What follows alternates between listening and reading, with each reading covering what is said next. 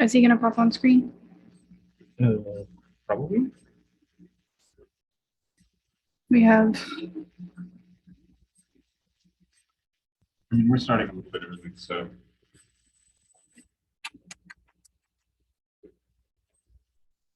So they said it was 12:35 until what, 12:50? 12:55. So 20 minutes. Yeah. So I put all the questions that I think are the most important first. Just making sure. We're sort of starting this 10 minutes early. Zoom gives us 40 minutes. Oh, okay. I was like, yeah. I just started It's like I Zoom thought it was 10 just minutes 6. early. Zoom.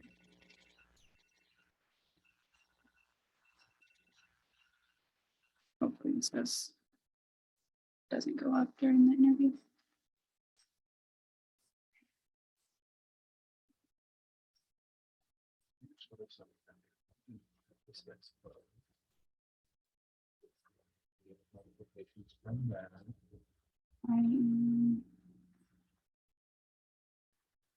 But it's on airplane mode.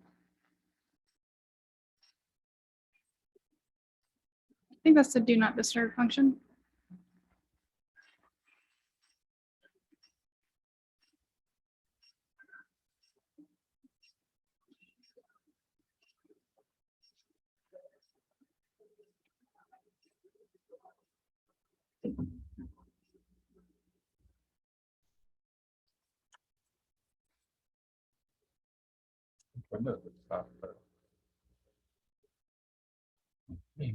That's something to tell you.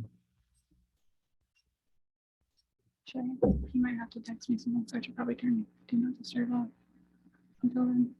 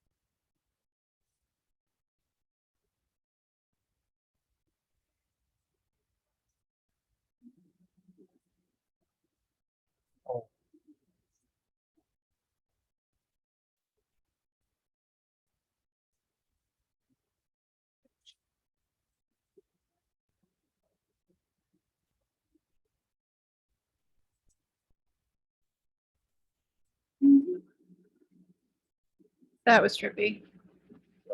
Just you walking into frame.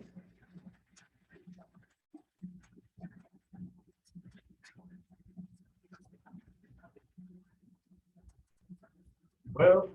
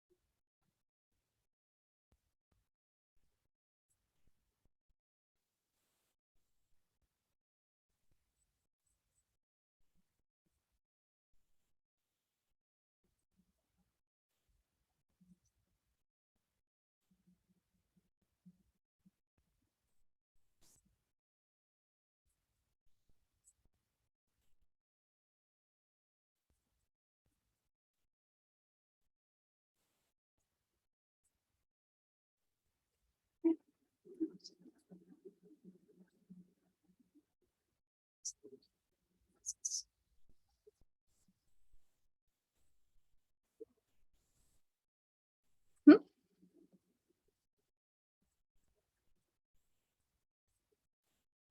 I don't know. He said he would try to have him on shortly. Have him what? He said he would have, or Mr. Stephen or Ronnie said he would try to have him on shortly. I think.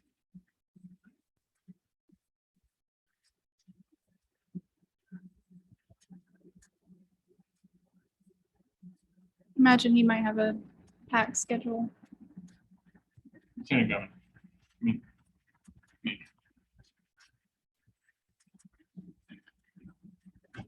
Oh.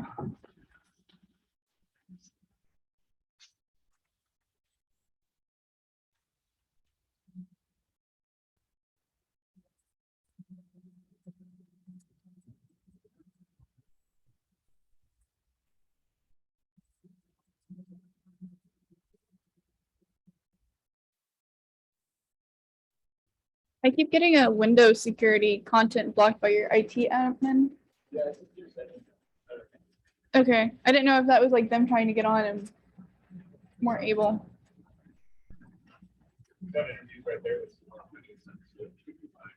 Nice.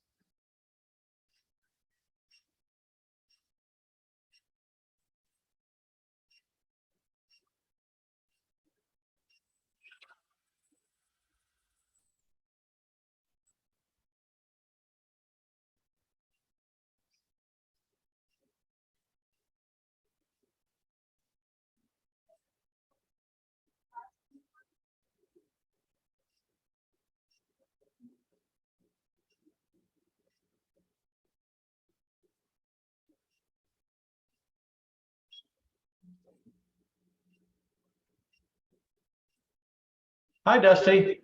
Hello, how are you doing today? I'm great. Sorry, we're a little late there. You're all Is good. my is we may have to stop tape a little bit because I've got allergies here. Heard. But I'll get through it. I'm hearing myself. I don't hear myself anymore, so we're good. So I'm ready when you are. Yes, sir. All right. All right. About how long? About 10 minutes or less, or? About 15 to 20 minutes. Okay, we'll do it. Is this for a half-hour show or just a total interview? Just a total interview. Okay. All right. Let me get me on camera. You won't be able to see me.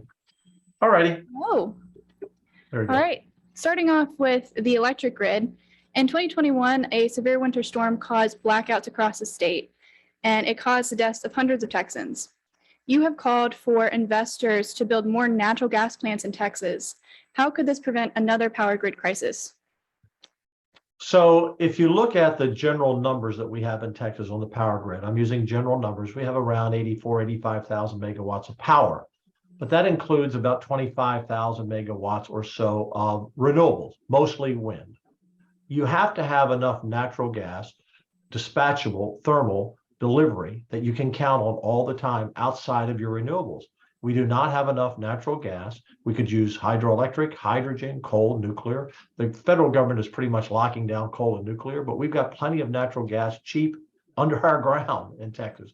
And we need to build more natural gas plants. But what has happened is in the last 20 years, all the incentives from the federal government and some from local and state government have gone to renewables.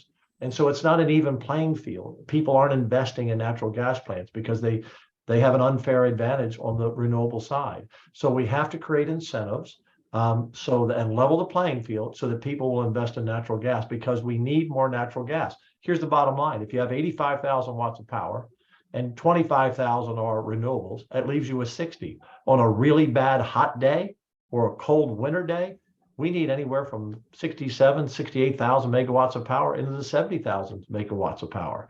And if the wind's not blowing, we don't have enough. So we have to do this, and we'll get it done this session. So what are your thoughts on the Electric Reliability Council of Texas' current work on redesigning the power grid? Well, the Business and Commerce Committee in the Senate had a hearing on it. They were not impressed.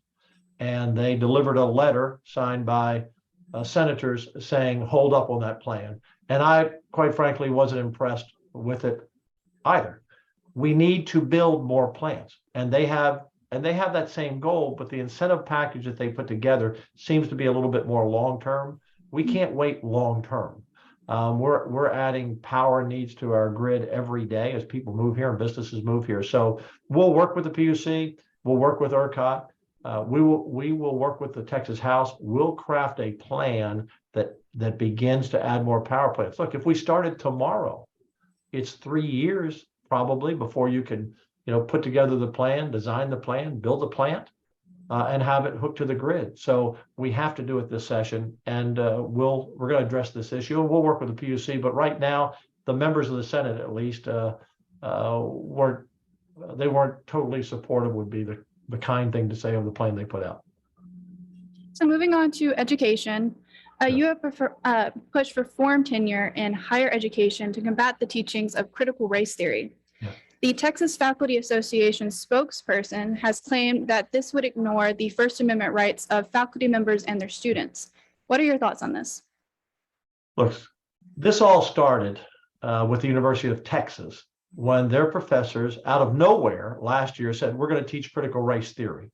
And for people who really aren't sure what that is, that's basically teaching that if you're white, you are the oppressor. And if you're a person of color, you're the victim.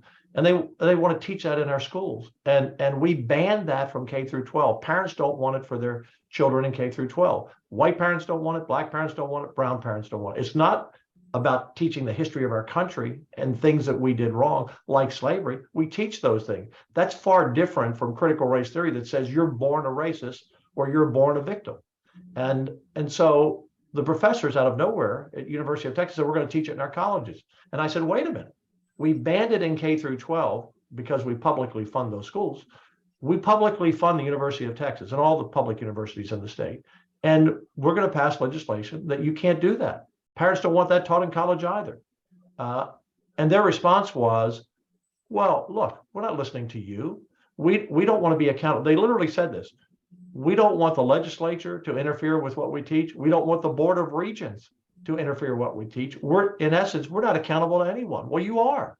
You're accountable to the Board of Regents. You're accountable to the legislature who funds your programs, and you're accountable to the parents of the students who are spending thousands of dollars a year to come to university. And that was their response. We're not accountable, get out of our business. Well, everyone's accountable to someone.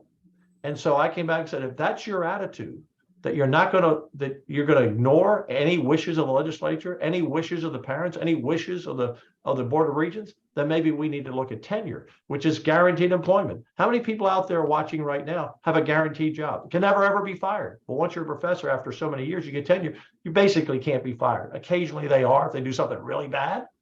But we do have a right in Texas with the taxpayer money to say to the schools, we don't want this being taught. We have that right.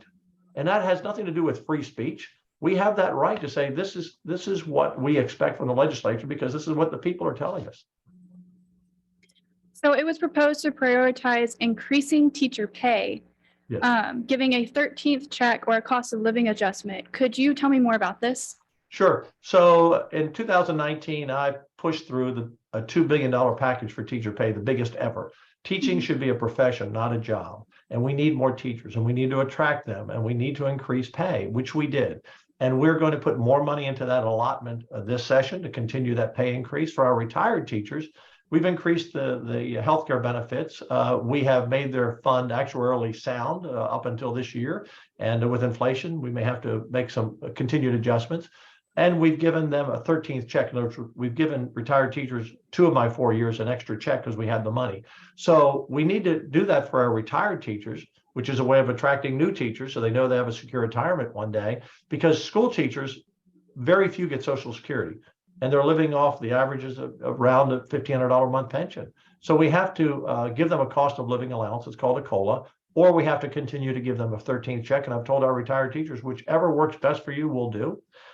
So we have to have the best people that we can get in our schools teaching. And one of the other things I did that a lot of folks don't know is that if your son or daughter, if they're going to college, if they will become a math or science teacher, we'll pay for their education. There's some parameters with that. They have to teach so many years, but we'll pay for their education. We do that if you'll go into law enforcement. We'll pay for your college education. And I'm laying out a program for nurses as well, because we already pay for our doctors to be trained. I want to pay the scholarships for nurses. We need more nurses. I was just about to ask you about that. Thank you. Yes. So another thing, the Parents' Bill of Rights proponent promises to give parents more decision-making control over discussions regarding topics such as race, gender, and sex to prevent the indoctrination of students, similar to Florida's Parental Rights and Education Bill. However, the Trevor Project has said that they saw a 150% increase in LGBT youth suicide rates when compared to the same time period in 2020. If passed in Texas, how do you believe LGBTQ students will be affected? Look, we need to take care of all of our students and be respectful of all of our students. and help them where we can, which we've always done in Texas. At the same time, parents don't want their first and second graders taught sex. They don't want them taught about how to become a transgender person. Parents don't want that. They definitely don't want it in elementary school or middle school. Some don't want it in high school. And they don't want boys playing girls sports. We passed a bill to ban that last session so that boys can't dominate girls sports and take away opportunities and scholarships for young girls. It's just not right. And that passed last session. So you protect the rights of everyone, but you don't take the rights away from everyone else in doing that. And there's a fine balance there. But we don't want pornographic books in the library. This wokeism from the left that's infiltrated schools all across the country, Texas parents don't want that to happen. So we will pass a parental bill of rights for parents so that they have a say in their child's education. And the school districts need to respond to the parents. They need to be listening to these parents. They don't want their children in school being taught some of the things that are being taught in the classroom. It's real simple. Parents have a right to have a say in their child's education. It's that simple. Before we run out of time, I want to be sure we talk about the bus tour and the big rural programs that are coming out, if we can. If you could ask me a question about that, yes. Because the two major initiatives are on mental health care and funding law enforcement in rural Texas. So if you'd give me a question on that, would be great. I was just about to get into that. Okay. So moving into law enforcement, yes. It has been called for a 10-year mandatory minimum sentence for people who use firearms in a crime. Real quick, how would this apply to juvenile cases? So bottom line is some juveniles are then evaluated and tried as adults, depending on the crime and depending on the age. The bill that I proposed is a 10-year mandatory sentence for anyone who uses a gun in a crime. We shouldn't be taking guns away from law-abiding citizens, which most people who own guns are. We should be taking the guns out of the hands of criminals. And I'm already getting support from lots of people across the state, Republicans, Democrats, district attorneys, police association, because it's the Wild West out there. But let me address a much bigger problem. As I traveled across Texas on my bus tour, I saw this need to help our counties and their law enforcement, because the history of Texas has been, we don't give money to counties to hire sheriffs and deputies and take care of their jails. That's their responsibility. But they're being overwhelmed. The 2 million people are crossing the border every year. Many of them are coming in through counties all over Texas, breaking into cars, breaking into homes, breaking into businesses that law enforcement has to deal with. We have many people that are arrested that are in jail with mental health issues, and there's nowhere to send them. And the counties are on the hook for that money. And while it's unprecedented and expensive, I laid forth a program that for about 230 counties or so, the rural counties, however you define those, we are going to, my goal is, and I think we'll get support, help fund their sheriffs and police departments so that they can have that burden lifted from their shoulders. Not totally, they've got to continue to do that, but that we can help them. I met sheriffs along the road who are making in the $30,000 a year range, or deputies making it in the high 20s.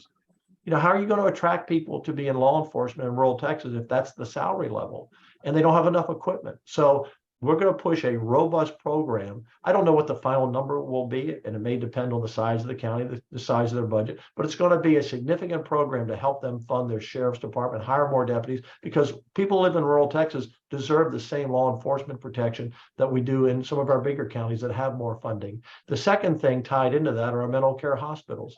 We don't have enough mental care hospitals right now, particularly in West Texas. So I'm proposing building new ones or adding beds to the current ones or buying beds at, I say buying beds, like we go to a regular hospital and say, we'd like to pay for X number of beds for mental health care facilities. So we need more help. And right now my plan is one more for West Texas, the Panhandle area, increase the bedding in Wichita Falls, and spend money in West Central Texas to buy more beds in private hospitals, build new hospitals in East Texas and the Valley.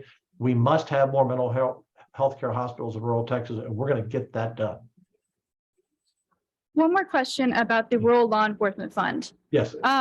Will any of that money be going towards preparing and training officers for incidents such as what happened in Uvalde?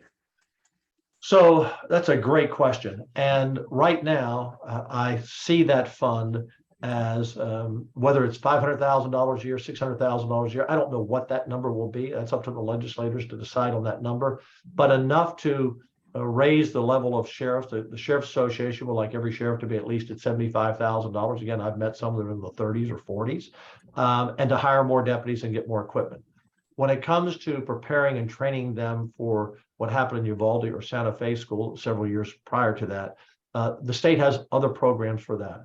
And we are looking at building those out even more. We put $100 million into school security after the Santa Fe shooting several years ago. And some of that money still wasn't even tapped when the Uvalde shooting happened. So we need to be sure the school districts are aware of what's available to them. Law enforcement is available to that law enforcement is aware of what's available to them. But that will be a separate and a robust program also. One of the things I did right after the Uvalde shooting, what did we hear? Well, we heard they waited for ballistic shields. So already in the budget, already being spent, I put in during this interim period, $50 million that the governor and the speaker supported, and I supported some of their initiatives as well in this program, so that every school district has ballistic shields, so that no one ever has to wait to go in.